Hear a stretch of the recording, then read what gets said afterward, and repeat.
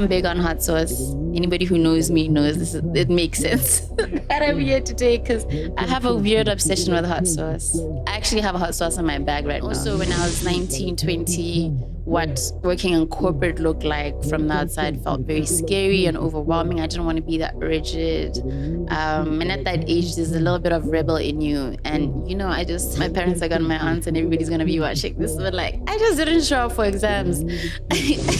Sometimes I'm on set, directing, I'm writing. I still do a lot of the things that I do before. Also, I still run my company, 27 Pictures on the side. Actually, there's something that's brewing. I'm really, really excited for a project that's coming. It's something that I feel like I've been manifesting for the past 3 years, and it's happening. So, yeah, man, I can't complain. Yeah,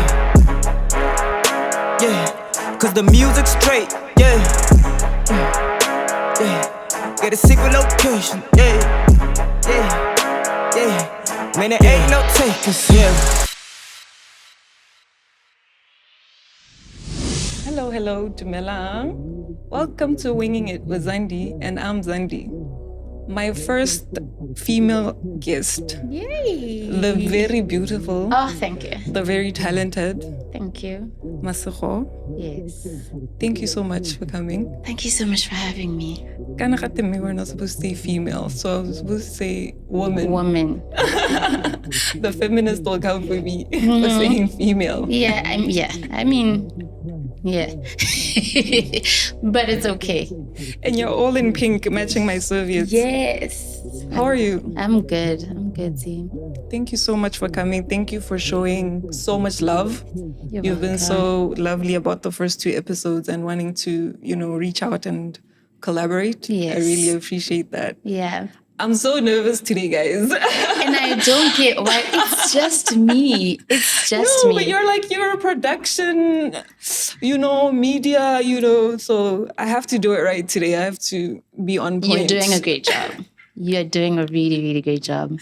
Thank you. Mm-hmm. Shout out to Tabs and to Wings. Mm-hmm. Yeah, so my first challenge, getting you into it, but you're familiar with the sauce. I mean, you were one of the first few people to have it. Yes. So this shouldn't be a problem for you. I want you to dip the wing and then just do a young intro of who Masego Chichi is. Okay. For some of us who don't know you. Okay. And should know you. What would you like for us to know? Should know me. Okay. So I'm big on hot sauce. Anybody who knows me knows it makes sense that I'm here today because I have a weird obsession with hot sauce. I actually have hot sauce in my bag right now. I got hot. Seriously, I have hot sauce in my bag. So that song was about you. I think, woo! I love that. For me, hot sauce is only hot sauce if it makes you suffer. When I go into a restaurant and they give me Tabasco, I'm be serious. Yeah, be for real. Yeah. But Tabasco is just vinegar, my guy. Mm-hmm. I'm sorry, but I feel like it's one of the most horrible hot sauces.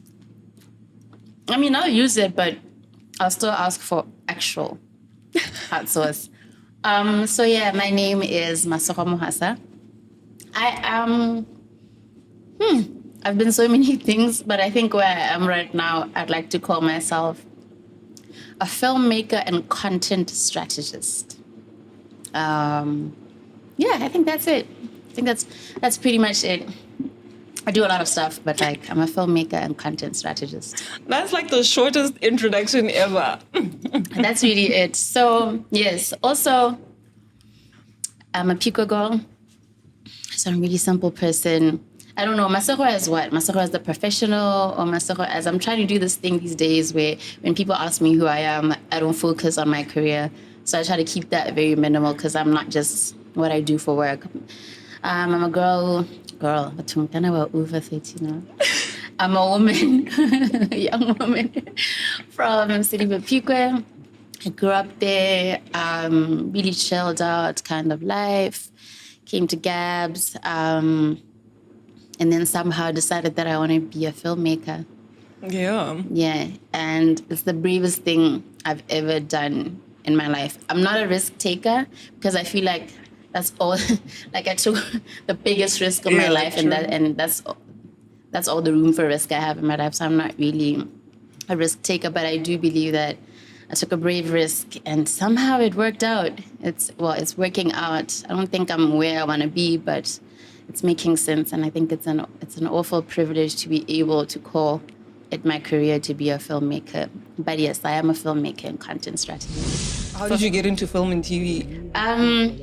Long story short, I went to UB first. Yeah. You know, the whole, obviously everybody knows, you know, your parents want to tell you what to do and stuff, and you end up doing that, and then you end up being miserable. And you kind of FD. Kind of. Yeah, kind of. Kind Just of, a or you little did. FD. Just a young FD. Just a small one. And then I ended up doing film and television at AFDA. And yeah, when I graduated, I had the privilege of going to Zambia for the multi-choice Sound Factory, which was great for me. The brand is a big brand across Africa, so it really did great things for me. It did make it easier to be able to walk into rooms and say, this is what I do, and people had a little bit more trust in me. So yeah, that's how I ended up doing that. I remember I applied on the last day. I'm a procrastinator. So I applied on the last day, quickly, and I little, and then I got in. Yeah, I got Clearly in. that young FD was motivation. What were you studying? I was studying business administration, dog. It was In what, marketing? no, just management. Just management. Yeah, in management, and every day just thinking about like what I was going to do after I graduated gave me so much anxiety. Yeah. Which is funny. The biggest reason why it gave me anxiety is because in my mind, I didn't want to work an office desk job. That's what I do now. But that's what I do now. But yeah, that gave me so much anxiety. Just the idea of not being able to be expressive in my job. And also when I was 19, 20, what working in corporate looked like from the outside felt very scary and overwhelming. I didn't want to be that rigid. And at that age, there's a little bit of rebel in you. And, you know, I just... my parents are gonna, my aunts and everybody's gonna be watching this. But like, I just didn't show up for exams. I just didn't show up for tests. So the FD wasn't a surprise. No, it wasn't a surprise to me, but I had to act surprised when it came. I was like, what? Oh my God. Me? Like, yeah, I remember one day my dad called me and he's like, he was yelling at me for something silly that I did.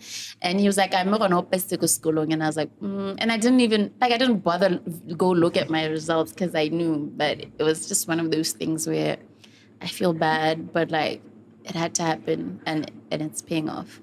If they didn't know, yeah. Now they know. Rather Sorry, now, I actually sorry. feel more comfortable telling them that now. I can say that now because it's starting to make sense to a lot of people why I really pushed for this, because there was a lot of caution. And at the time, I didn't understand the caution. You know, it's not an easy, career to get into. Right now, I look around and I see a lot of people who I graduated with who, you know, aren't as fortunate as I am. So I do understand now, looking back, why they were so, like, hesitant on it. But I'm really a stubborn person and I'm really prideful, and I just had to make it work. Were you go-OD or did you go to AFTA when it had already moved to... Both. I started... Actually, I was the first group. Yeah. I was part of the first group. I was actually with Swiss Rame. there. Yes. Yeah. So first group there, and then we did move to Gabs, and then, yeah. How was that, though? Like the first day, did you go... Yes. Or were you still trying to... Did you know when you left UB, that you wanted to go into TV and film, or were you still trying to figure out your creative expression? I think I always just knew I wanted to do something creative. I always knew I wanted to be a storyteller. What form, I wasn't too sure. Because storytelling for me, or stories for me, were a form of escapism. You know, I read a lot of books. Like, I spent a lot of time in the library, or like borrowing books from the library, and I was reading those books those twins with the blonde hair. Those novels. Those novels are the twins just... I'm older than you, so I don't think our reference but points... somebody knows it, yeah. And well, I know Sweet Valley Sweet High. Valley High, yes, that's the twins. The Goosebumps. Yeah, and Goosebumps. I spent a lot of time doing that. I'd read all of them and be like, oh my God, like how... I need more stock Yeah. and things like that. I spent a lot of time in front of the TV. It was actually very concerning for my family how much time I spent in front of the TV, and also just like sleeping because I could dream, right? So yeah, I really, really depended a lot on escapism just to like get through a lot of things. And I just knew that, you know, I wanted to be on TV. Initially, I wanted to act and like, present and stuff, right? It just so happened that when I got to AVDA, I was like, I need to choose something that my parents will understand or they'll feel is a safer bet between the two. Producing, directing versus, you know, behind the scenes versus on screen. On screen talent, unfortunately, it is a bit harder to find stability. You don't really control, you know, the jobs you get, but at least I could rationalize with my parents. I don't know, I want to actually control, you know, start my own business and this and that and that. So I ended up doing writing and directing, and it made sense for me. It did make sense. Cool. So are you going to write our scripts? Because we Actually- need like a producer and a writer and and write tabs. We need staff. I got you. We've already had this conversation. I got you. If there's anything that I am, it's like I always try to support other people, or even just encourage other people in the industry, not just in film and TV, actually, just in like the creative space in general. I try to show up. You know, I don't have a lot of money, but I do try to show up and just be present because I understand how much just you're doing great means as a creative. But I remember years ago, though, when I was still thinking about it and trying to figure out, I remember reaching out to you and saying, I want to do a podcast. Yeah. And you gave me a quote and I was like, oh. Yeah. Oh, okay. Yeah. Per episode, I was like, okay. Yeah. Also, I was finding my feet and trying to understand the market, right? Yeah. All I ever knew to code for was for multi-choice things. So that's why my codes were like... Yeah, no, yeah. I think I do remember saying to you, you know, I thank you. Because I never want to hassle. I never want to say no. Yeah. I just say, okay, I can't afford it. Thank you. Yeah. You know, and I remember, I think I did say, no, I can't afford that right now. Because I think you had quoted me like, yeah. And I was like, no, per episode, I can't. Yeah, I have to. So I work in like, with teams. I like to work as a production team. So I always want to pay people fairly and just play my role. I just want to produce and direct. I don't really want to be behind the camera. I don't really want to. Sometimes, most of the times I do my own editing anyway. I'm just to like save, you know, cut costs and this and that and that. But I have, you know, calmed down with my costs because, you know, not all my gigs are multi-choice gigs, so I had to kind of just be like, okay, this is where we're at. Bronze packaging. Yeah. But that's good. Are you still doing? I know you're 9-to-5ing now. How has that been from studying to actually practicing, doing the academy, doing those workshops, and actually being behind the scenes to now sort of being like a client, where now you are sort of directing your content and your timetable in your schedule to be like, okay, I want this and I want this. How has that transition been from producing content to? I'm still producing. Is the thing also. So my job is quite peculiar because I act as something of a commissioning editor. So I'm still very heavily involved in some of the projects that we get. I have to do a lot of QC. Quality control, I have to kind of sometimes... Thank you. Yeah. I was about to be like... I have to try and do sometimes conceptualizations. I'm involved in post. I'm still, you know, sometimes I'm on set like directing, I'm writing. Like I still do a lot of the things that I do before. Also, I still run my company, 27 Pictures on the side. Actually, there's something that's brewing. I'm really, really excited for a project that's coming. It's something that I feel like I've been manifesting for the past 3 years, and it's happening. So I still do it. I still shoot TVCs for my company. So I'm still in touch with both. I think the only thing that's different now is, yes, I'm learning what it's like to be on the other side, on the content acquisition side. Yeah, I think it's interesting to see the limitations that I didn't see before when I was on just the producer side, and I'm learning a lot. But I'm also trying to find a way to make sure that producers get paid as close as possible to what they should be getting paid, because I have been on that side as well. So I think I'm fortunate that I have been on the other side. But like, hey, it's not easy. But I do fight for producers. So working on a set, what is the difference between a producer, a director, and like the main three characters that put together content? Okay, so the main three characters would be, and I don't mean to snub writers because they're important. Yeah. So maybe I'll just stretch it to 4. It would be, I might need to be 5. A producer, a director, a writer, a director of photography. Director of photography might just be like the same as like, in no particular order, right? And then an editor. An editor, I feel like editors, the value, and the sound guys, Jesus, that's 6. And the sound guys, because sometimes editors and sound duplicate, like sometimes people play multiple roles, but these are very important roles. One, editors actually make the story. Like you can write a story and like, if it isn't edit, like they're the actual people who weave the story together. The moments, the tempo, the pacing, for you to be able to watch something and not feel, what's it called? Thing you have disbelief, suspense of disbelief. It's a lot of editing. The choices that they make, the timing and all of that, the picture, the angles, the frame. If they don't get that together, it doesn't matter what your DOP shot. If the editor doesn't get it, doesn't matter what your writer wrote. The editor doesn't get it right. It really doesn't matter. So they're very, very important, but they get neglected a lot. I think post-production doesn't get a lot of effort. Everybody just thinks, oh, picture, shoot nice. Yeah. There's no point if you shoot something nice and it doesn't come together well. So yeah, those 6 roles are very, very important. You're asking what they do. Producer is basically project manager. Manage the funds, everything. Project manager.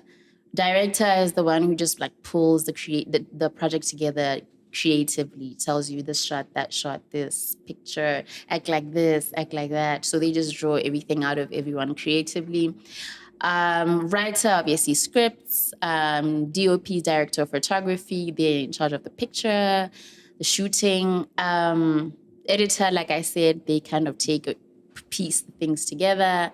And then the sound guy records. Sometimes they do sound design, which is your effects, sound effects.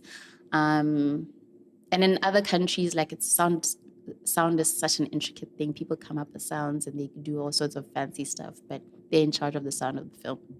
Yeah. That you cannot have a film without those 6. So tabs, we need 6 more people. That's interesting. Yeah. I mean, that's why that's why your quote was. My quotes are no. It was worth it. I just even now I still can't afford tabs. Yeah. I'm fighting for you, tabs. He's getting there. We'll get there. We'll get there. What's the best production memory that you have since going into all of this? You don't have to name the name or the production, but what's like the most exciting thing that you've ever done? It's the most exciting thing that I've ever done. We're supposed to be eating the wings as we're talking, by the way. Thought there were breaks in between. Okay. There are supposed to be breaks in between, but we forget. Okay.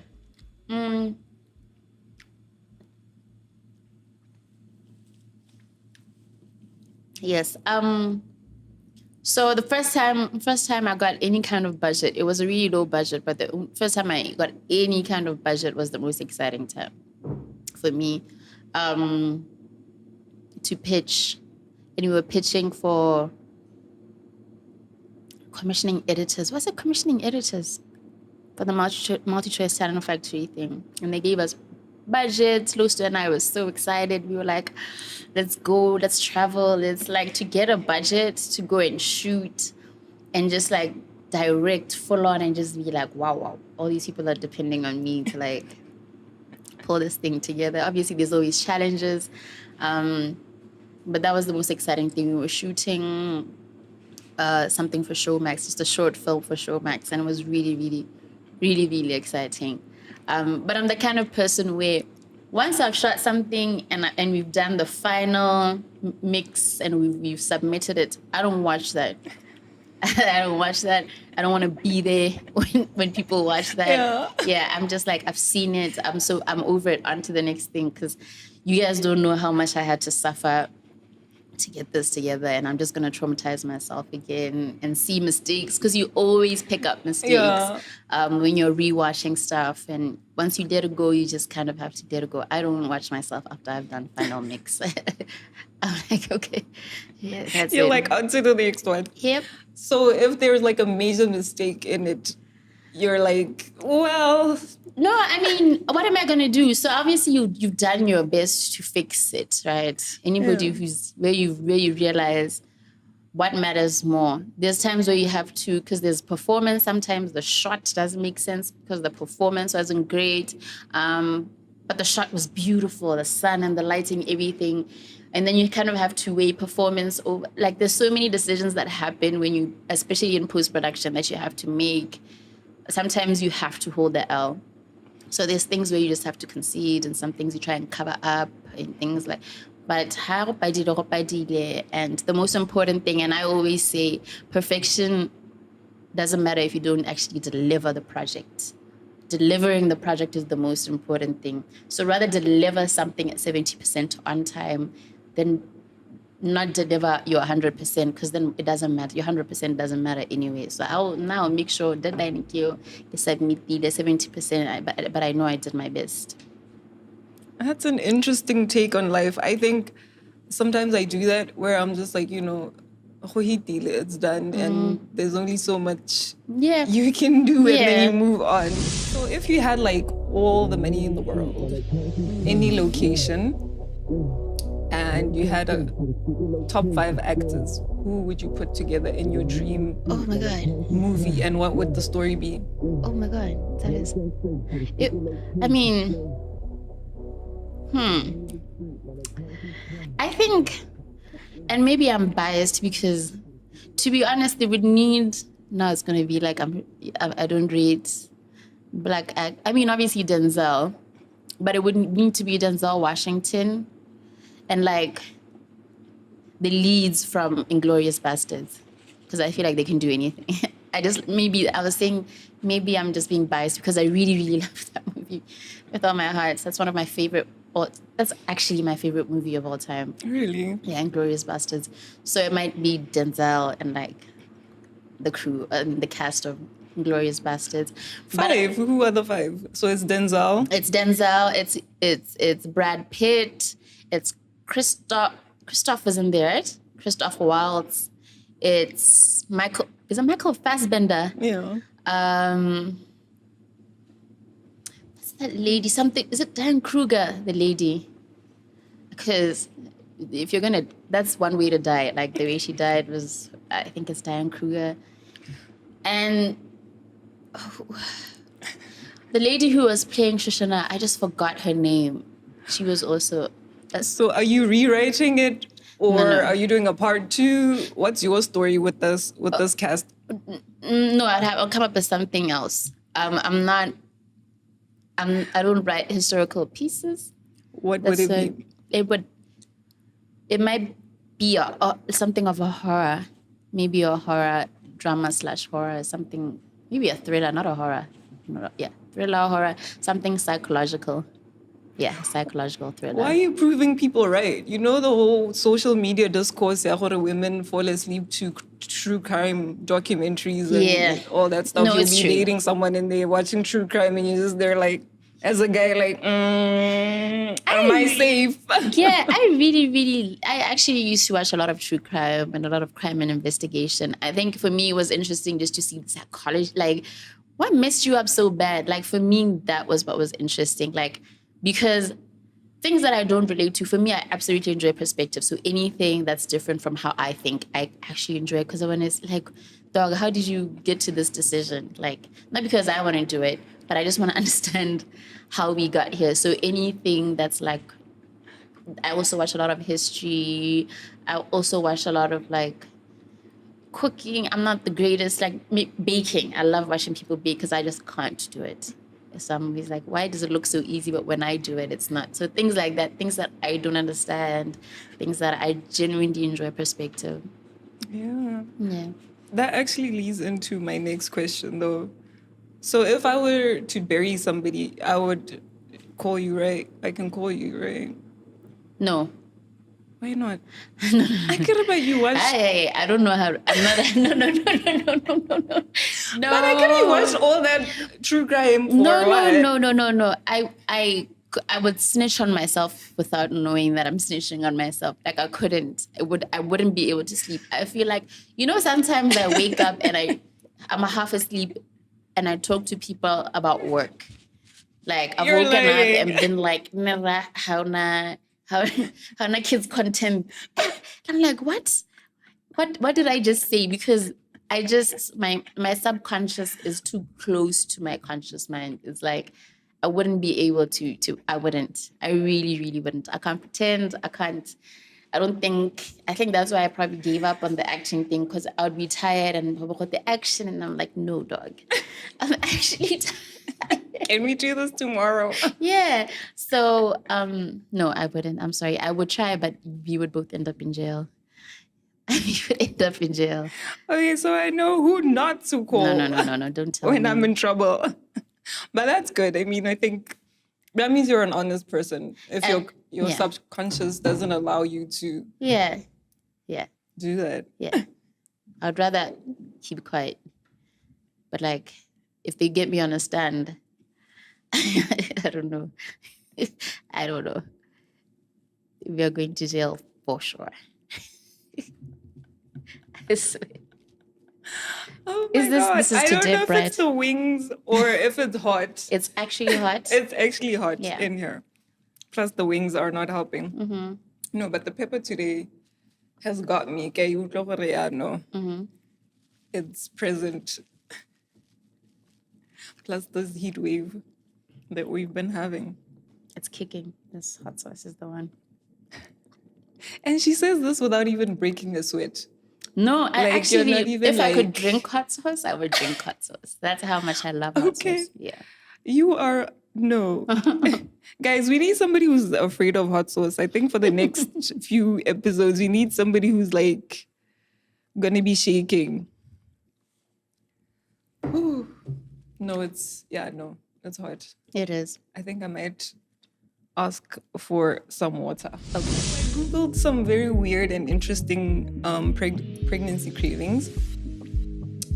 Just randomly, because food. So I'm going to ask you, which one do you think, like, is not that bad? Which one would you eat? Pickles and peanut butter. Okay, I'll try that out. I'll try it out.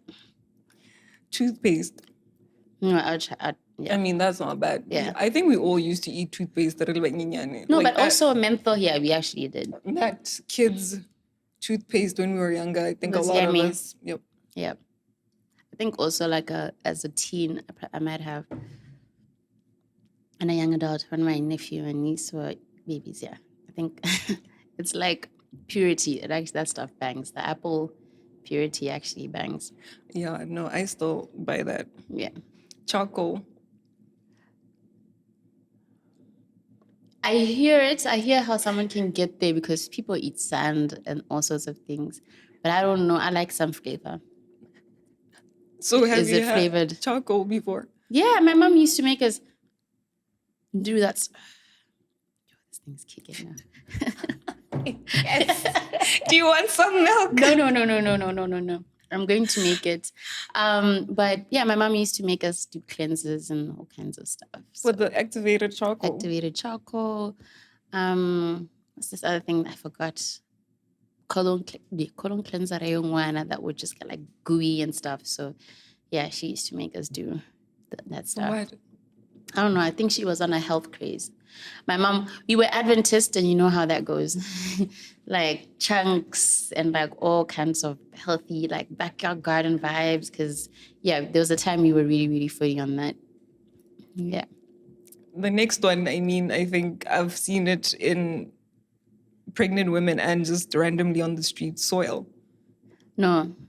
You have never had soil? No. Also, the anthills that people like eat soil from, I've seen people piss there. I never get that as well because Yeah. I'm like, this is a public area. No. Did not you so. monitor this anthill before you Yeah, ate? exactly. And yeah, so no. But no, where obviously they're not aiming, and I'm like, I don't know how, like, when it's hot, does the urine evaporate upwards through the soil? I don't know. So I'm like, no, Not about to try it out. no. I wouldn't eat soil. Sponge. Cake? No. The one you wash your dishes with.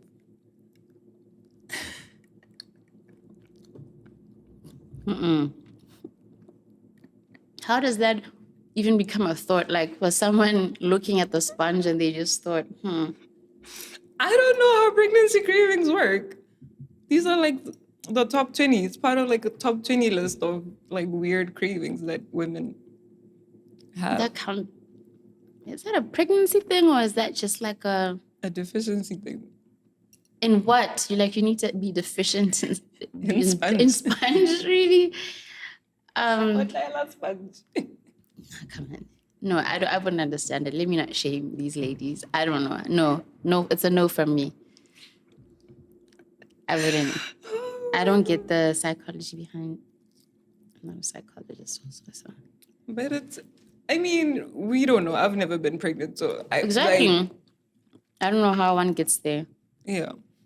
My mom used to love samp. Really? And for like a very long time, I hated it. So Really? apparently, what you eat a lot as a pregnant woman, your kid might hate it. I have a friend who hates bananas because apparently like the mom had like a lot of bananas like every day. Maybe my mom had a lot of celery. I hate the smell of that thing. Like, I had me freezing. Do you just like it? I'm freezing. Like, I feel like they smell like, I hate it. I feel like it's a bottom barrel, low vibrational vegetable. I don't like celery. But do you cook? You were saying you don't bake, but do you cook? Not a lot. I live alone, so no, not a lot. Maybe once or twice a week. Not a lot. So like for family gatherings or friends gatherings. I'm more of like a dishwasher. I'm more of like a vegetable chopper, kind of. I think for me, it's not so much that I don't want to cook. It's just there's really good cooks in my family, and I don't want to like drop the ball.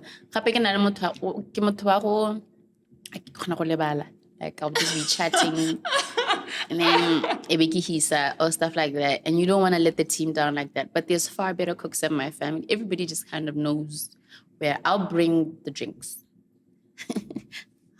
or I'll order and you'll in. keep the cook company. Yeah. Everybody has a role to play. Yeah, I'll crack the jokes. I'll take the pictures. But I don't really do that. I'm actually nervous because the host I'm gonna tell already cousin is soon. I'm supposed to cook, so I'm just thinking, whoa, where am I gonna order in from? Because I'm not. It's a lot of pressure. Where am I gonna order in from? Yeah. So Kito, ma'am. Kito is not gonna eat home cooked food. I'm not being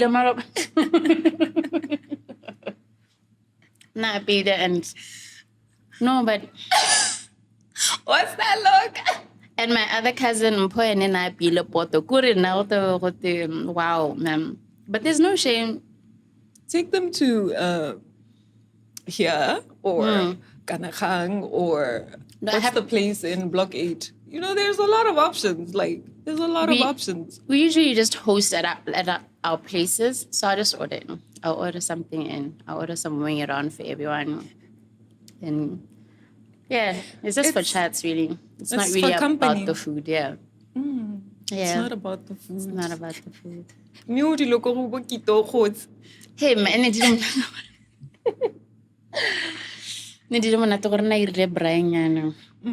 was really dope. Dude, I keep asking her to like put me in the family. She keeps like, she's my cousin. I'm like, oh, my cousin, honorary cousin. Gongwe wena o tla go utlwa. Re tla go tsenya mo motshelong. O se ka mpona again, it's gore, yeah, I'm actually You're loving it. I'm actually loving it. This is how you express love. I actually really love it. So I prefer drums. Yeah. Yeah. That's the best part of the wing. That's where the meat is. Exactly. What's the wildest thing you've ever eaten?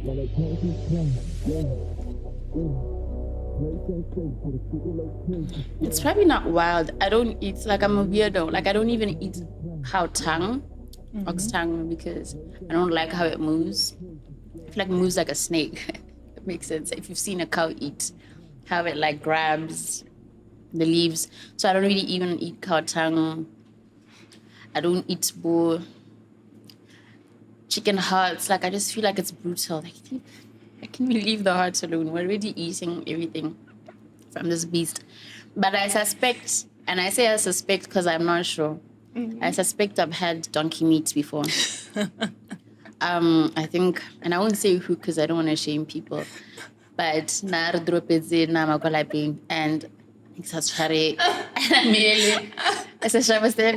the texture thing, and I was like, it takes a little long to cook. I suspect it was like, it looks how we libile more as they but when you cook it, you're like, nah, this cannot be. But I ate it. After because I didn't want to accuse people. But I think donkey meat. I feel like I feel like I would know. Like when I see it, I want to know this is not beef. Yeah. Once it's thawed out, yeah, you can see what it's suspect. But yeah, I think I've had donkey meat. But you ate it. Yeah, I did. Say thank you, Hella, for the meat. Then I went on and I was like Googling if it's actually meat that you can eat. I mean, and apparently it's very, very healthy. Yeah, I mean, the donkey industry has been making millions in the past 5-10 years. Yeah. So apparently it is quite good. Like even the milk, like you can apparently you're just supposed to eat like a tot of the donkey milk. And it's good. Even like for soap, they put it in soap and all kinds of things now. Yeah. But I mean, I wouldn't walk into a store, see donkey meat and like buy it. Be like, yes. Yeah, I wouldn't do that. That's the one. Yeah. Actually, booty is the hill that I'll die on. I love goat meat. Yeah, no, goat meat is goat. Yeah. Shout out your mentor. That bar. Hey, young 16 there. Yeah. Do I you think have the like, wildest thing I've had is ostrich. Yeah. have I had ostrich? Maybe, I'm not sure. Okay, I'm not sure. But yeah, no, I'm not sure. But that's not too crazy to me because in my mind, ostrich is not too far from like Chicken. Yeah. I mean, it was in a restaurant. Yeah. So it was like, oh, okay. Ostrich. Yeah, I think it's not too bad. But that's weird because I don't like the idea of eating duck or like baby duck. Like I've seen baby ducks, baby chickens. I mean, I know we're having wings right now, but like, you know, when sometimes they cook it a lit whole and it's like, come on, I don't want to. You don't want to see all of it. Yeah, I don't want to. I feel like optics matter when it comes to food. I don't want to know that I did this. I ate a baby animal.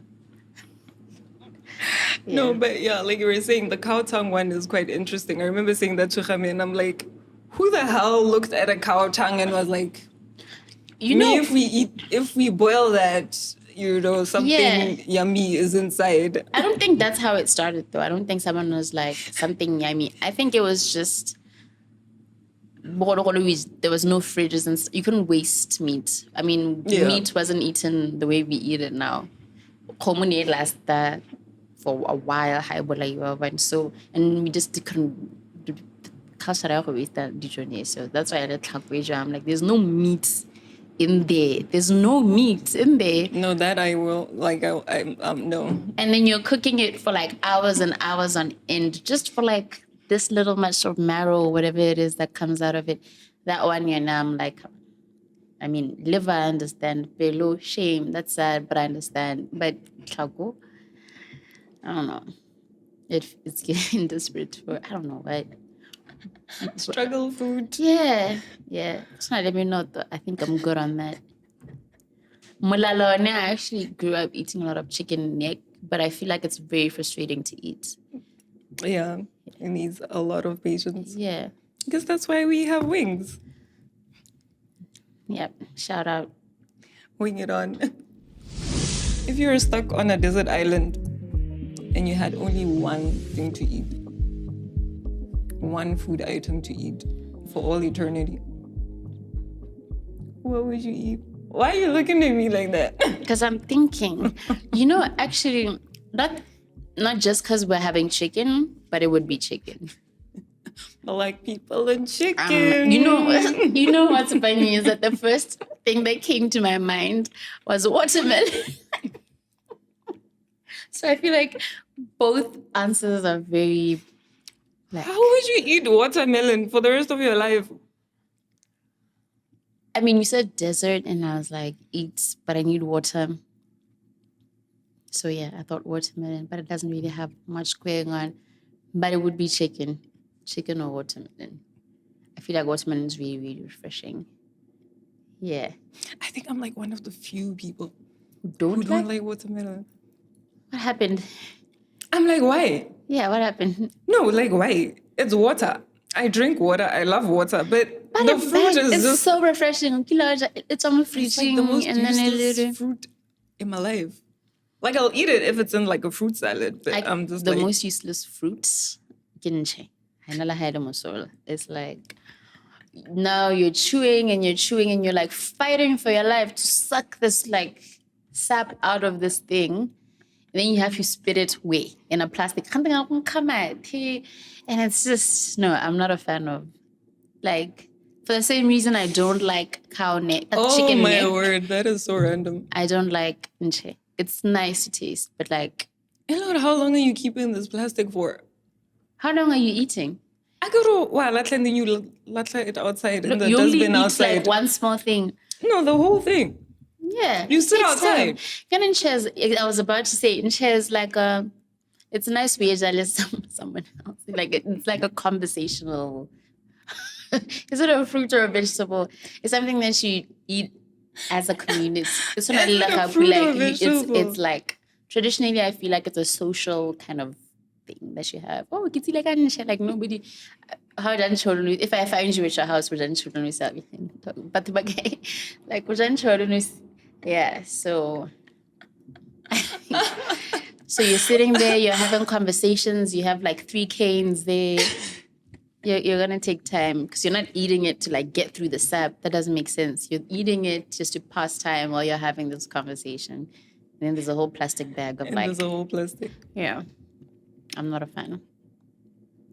So when I come to your house, Nonche, you're not cooking for me. What are we doing if we're hanging out? We're having wine. We're having, I'll order some pizza. We'll just dance and maybe... You must be like people's favorite customers. I think, yeah. I think even every time I'm in SA, Uber Eats, I'm like, let's go. I really spend too much on takeout, actually. But even when I'm home, when I'm cooking for myself, I usually like cook in bulk because so I'll cook for like 3 days or whatever. And the food that I cook, it's not really considering other people. It's like trying to get skinny. So it's like just vegetables and like... You food prep? I do food preps sometimes. I always wonder, like I hate it's terrible. I can tell you that. Like, yeah. And I'm like, then you're planning out one. I hate eating the same thing, but I'm getting better at it. Like, I'll eat, if they're leftovers, I don't eat leftovers. Like, I hate eating the same thing. Yeah. Or maybe I'll try and switch it up a bit, like change salads or whatever. Yes. But I hate eating. So now I see these TikTokers and all these social media people, and I'm like, but it's the same food for like 5 days. No, I don't meal prep like that. I Yeah. try to create like some variety. So I'll maybe do two starches and then two types of meat. And then hagara I bake the salads I kind of make. I will only make the salads during the week because those ones, kantadengana, your lettuce is like wilting and stuff. So yeah, I do try. But it's not a lot. It's not all the time. I really do eat a lot of takeout, but like What's your favorite this might not be everybody's Meal. favorite meal. takeaway? I like Indian. I eat a lot of honchos. I actually love honchos. Really? I haven't had it actually. I enjoy wanna it. try it Some out. people say it's not great, but I love it. Wing it on. Yeah, I actually do order from Natasha a couple of times. Yeah, anything that's convenient, I'll just stop by and grab some. But I do eat a lot of I takeout. haven't tried out honchos. I'll do that. You should. Have you had Pedro's? I have, and I don't think the I'm not too sold on it as an alternative to our fave. I don't think the rumors are true. I think your fave is just hanging on by brand, guys. That place is not all that. I love it. Truly, honesty and truly. I think it's a cult. No, it's actually good. I like chicken. I like tender chicken. I like fall off the bone chicken. I like chicken that's seasoned well. And I always order hot chicken. So I like it. I genuinely do. Yeah, it's just a cult. The liver, the chicken. I get annoyed when they don't have the wings because their wings are really good as well. Yeah, I actually order a lot from them. I think the only thing that I don't particularly eat, because I try and avoid bread as much as possible, is the wraps. Like, it's really good. The rice is horrible. The rice is horrible. The rice is horrible. The rice is horrible. The rice is horrible. Rice The is not samp horrible. is horrible. Why would you order samp? I was trying it out. Okay, see, then that's not a them problem. That's a you problem. Like, Why did they put it on the menu? I mean, because they want to give you options, but just because someone says, hey, No. here's something for you, doesn't mean you take it. Why would you? The rice is not trash. I will The speak rice on that. is horrible. No. It tastes pre-cooked and then it tastes like you cooked it and then you froze it and then you thawed it and then you microwaved it. The rice is good. The rice is horrible. Are they paying you? No, you know what? And I wish they were.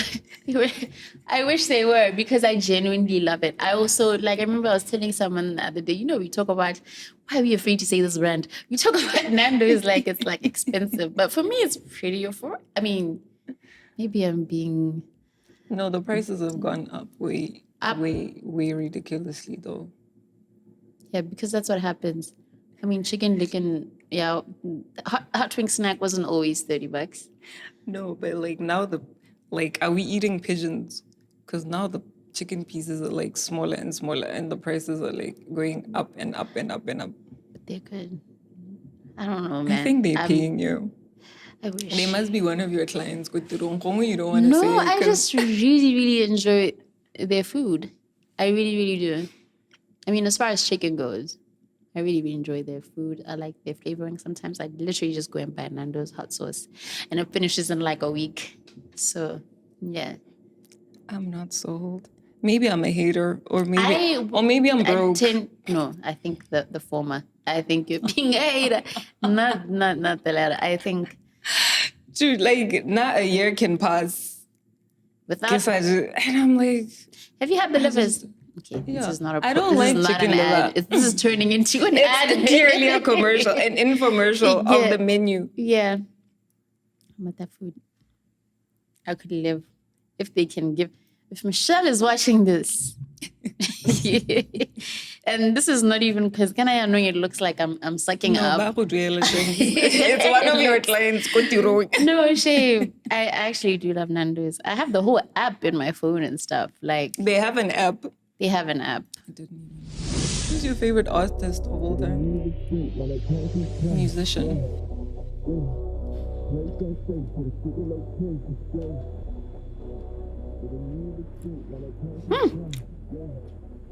We're living in dangerous times, eh? We're living in dangerous times. Our faves are showing. As flames. So I don't know. And I don't think I've ever been a stan. I think the one time I was like a huge fan of someone was my late teens, early 20s. You couldn't tell me anything about Nicki Minaj. I would literally box you. She just kind of started and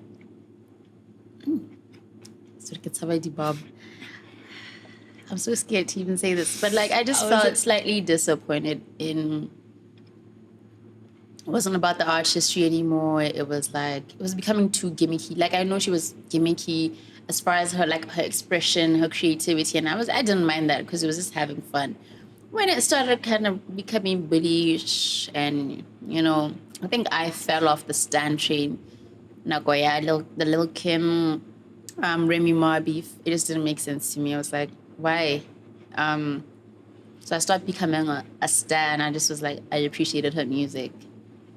I don't think I've been a stan since. I just enjoy people and what they're doing. Your Beyonce's, there's people that I actually enjoy. But then they always we know too much about people now. We know too much about artists now. It's too much. Like I feel like even with AKA may his soul rest in peace, I really, really struggled because I really, really liked his music, but I really, really didn't like his personal life and who he was as an individual.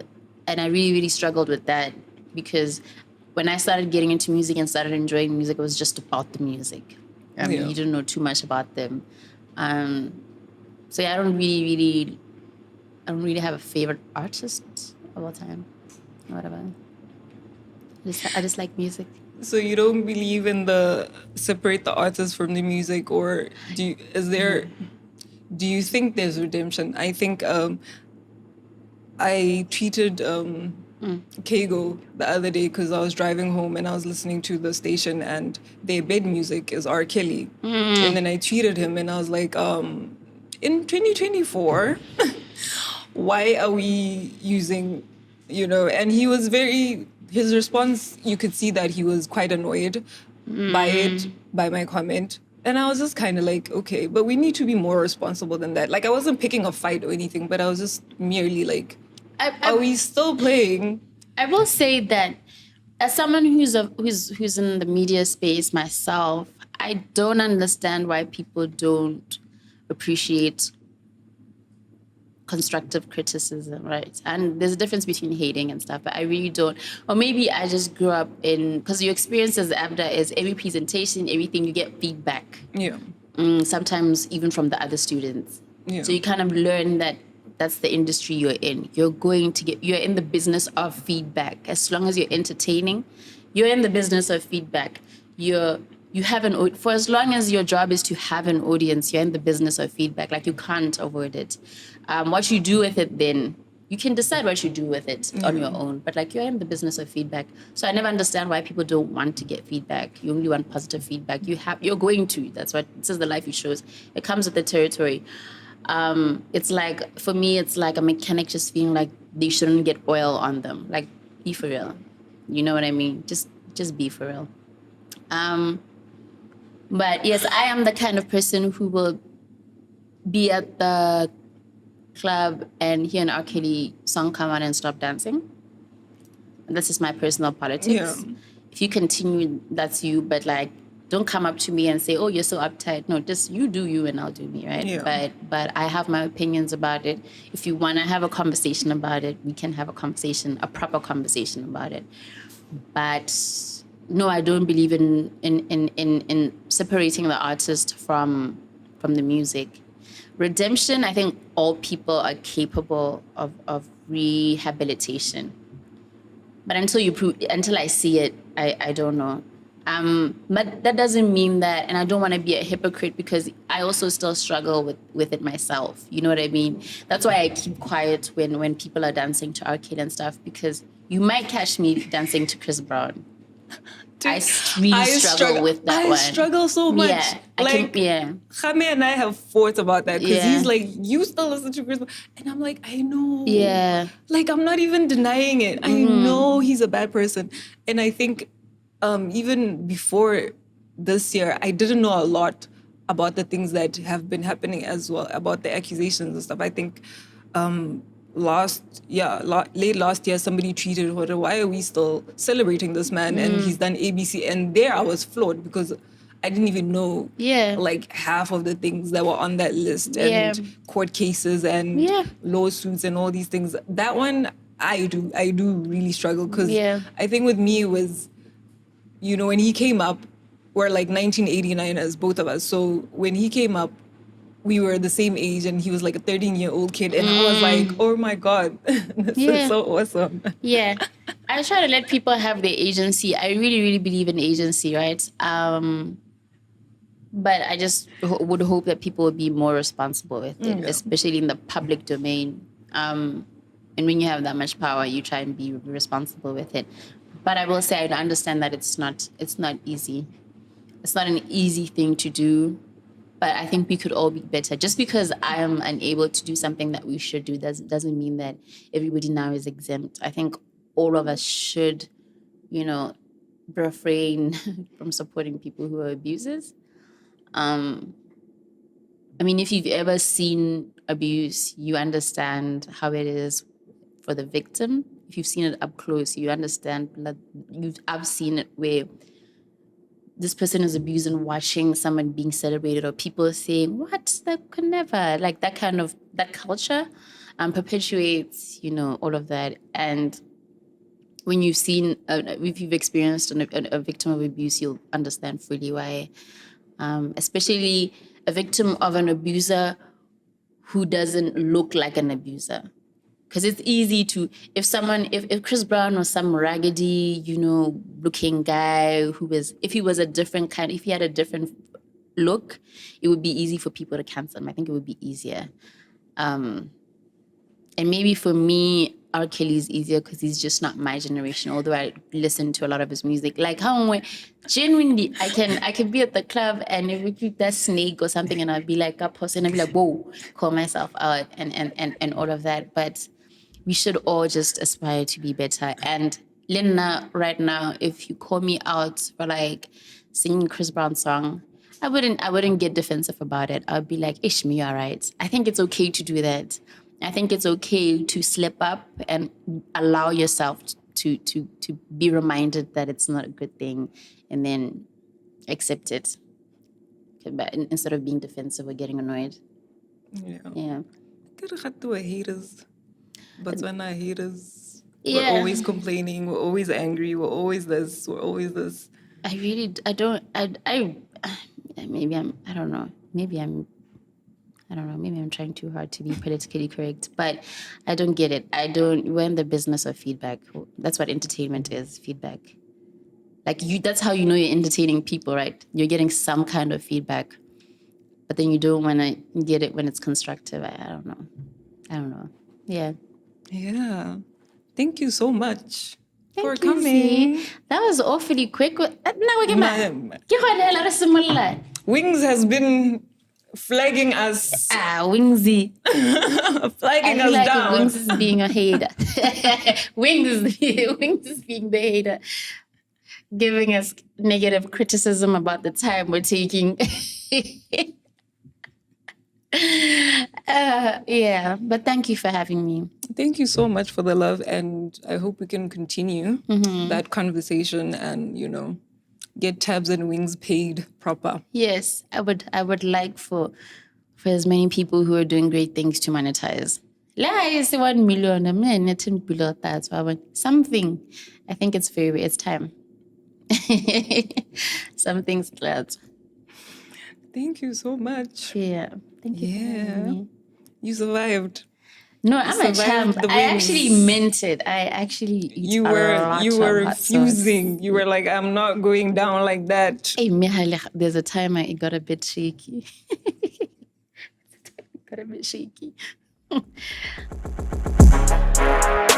Yeah, man, I can't complain. Yeah. yeah. Cause the music's straight, yeah. Yeah. Get a secret location, yeah. Yeah. Yeah. Man, there ain't no takers, yeah. No more games, I need it.